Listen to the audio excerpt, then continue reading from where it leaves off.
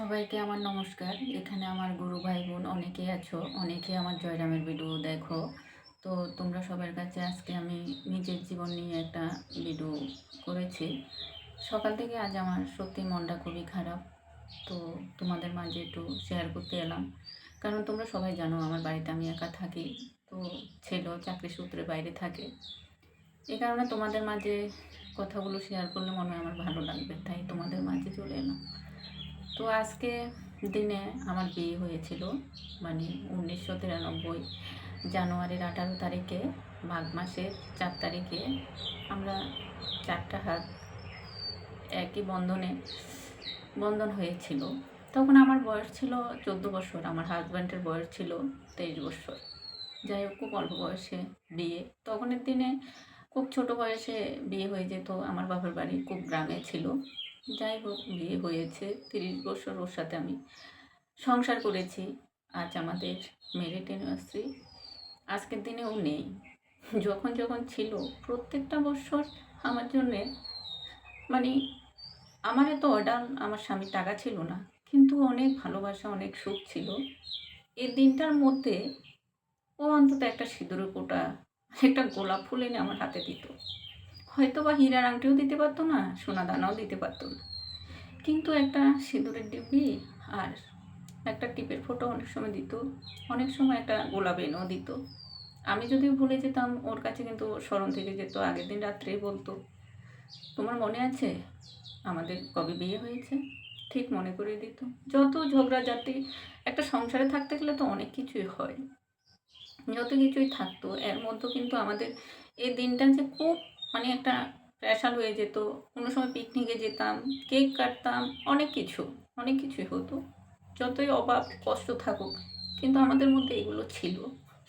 বলছি তো, অনেক টাকা পয়সা ছিল না, কিন্তু আমার এক ছেলে, তিনজনের সংসার কিন্তু সুখ ভরা ছিল।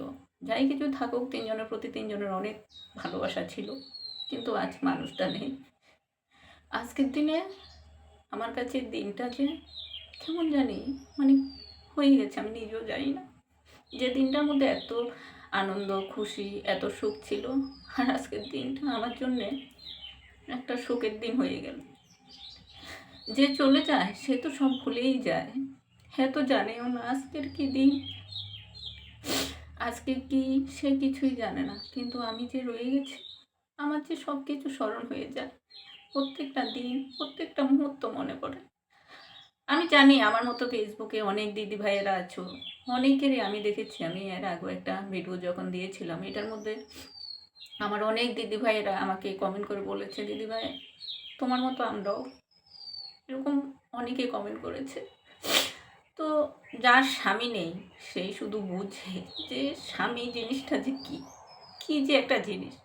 যদিও এখনের দিনে কিছু কিছু মেয়েরা আছে স্বামীর পরোয়া করে না। সবাই টাকা হলেই মনে হয় যে জীবন কেটে যায়। কিন্তু স্বামী ছাড়া আমরা যতই টাকার পিছনে ছুটি না কেন, দেখো আমরা যখন যখন মৃত্যু আসে আমাদের, তখন আমাদের টাকা দিয়েও কিন্তু আমাদের জীবন রক্ষা হয় না। সময় আর মৃত্যু, এই দুইটা জিনিস কিন্তু টাকা দিয়ে কিনতে পাওয়া যায় না।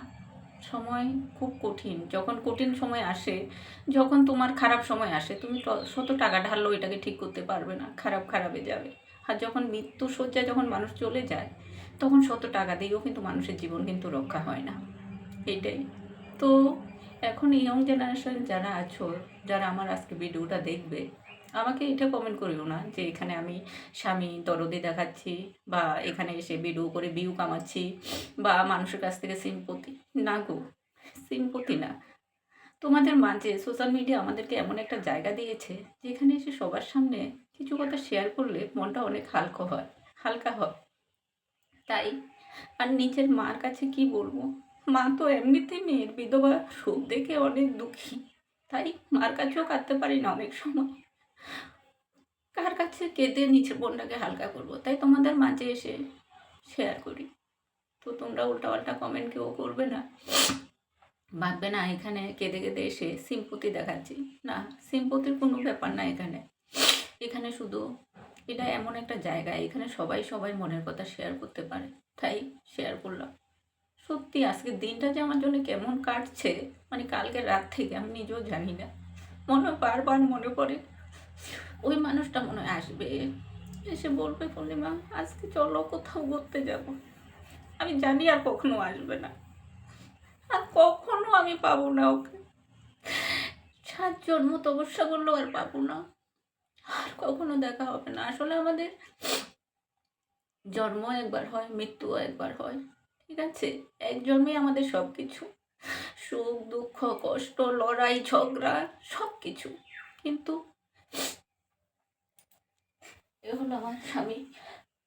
তোমরা অনেকে চিনো, চিনো না যেমন না, এ হলো সেই মহান মানুষ। আজ যে ফুলের মালা দিয়ে বসে আছে,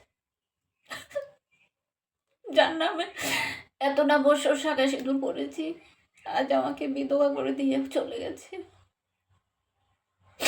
ও হয়তো জানেও না যে একটা মানুষ মরে গেলে তার পরিবারের লোক কত যে কষ্ট পায়। যার পরিবারের যার পরিবারের আপন লোককে যে হারিয়েছে, সে শুধু বলতে পারবে এই যন্ত্রণা যে কেমন যন্ত্রণা। বেঁচে থেকে জীবন্ত লাশ হয়ে বাঁচাটা যে কত কষ্ট, শুধু যার ঘটেছে শুধু সেই বলতে পারবে। অনেকে হাসি মুখে বেঁচে থাকে, অনেকে এই করে অনেকে সেই করে, কিন্তু মনের জ্বালা মনের এটা তো আর দেখানো যায় না। আমরা যখন যে কোনো কঠিন পরিস্থিতিতে আসি, ছেলে নিয়ে হোক মেয়ে নিয়ে হোক, স্বামী স্ত্রী বসে বসে শুধু সবাই নিজের ছেলে মেয়ের ভবিষ্যৎ নিয়ে শুধু দুজনেই বসে ভাবি যে মেয়েটাকে কি করব, ছেলেটাকে কি হবে, সব কিছু শুধু স্বামী স্ত্রী একমাত্র শেয়ার করা যায়। দ্বিতীয় কারোর কাছে আর কোনো মনের কথা শেয়ার করা যায় না। স্বামীর মতো এমন একটা বট গাছ তুমি 7 জন্মে তপস্যা করলেও পাবে না, সত্যি পাবে না। আমি তো মনে করি এই বট গাছ যে আমার জন্য কি ছিল, আমি থাকতেও বুঝতাম, থাকতে যে বুঝতাম না এমন না। কারণ অনেক ছোট বয়সে বিয়ে হয়েছে, কিছুই ছিল না, অনেক অর্থের কষ্টের মধ্যে জীবনে দুজনে মিলে অনেক পরিশ্রম করে সংসার বাড়ি ছেলের মানুষ করা, অনেক অনেক কিছু করেছি। যখন সুখের দিন আসলো তখন আর সুখটাই আমার রইল না, হারিয়ে গেল। তোমরা শুধু ওর জন্য এতটুকু বলো, ও যেখানে আছে যাতে ভালো থাকে। আমি জানি এ দিনটা বারবার আসবে, ম্যারেজ ডে, কিন্তু মানুষটা আমার সাথে থাকবে না, থাকবে না।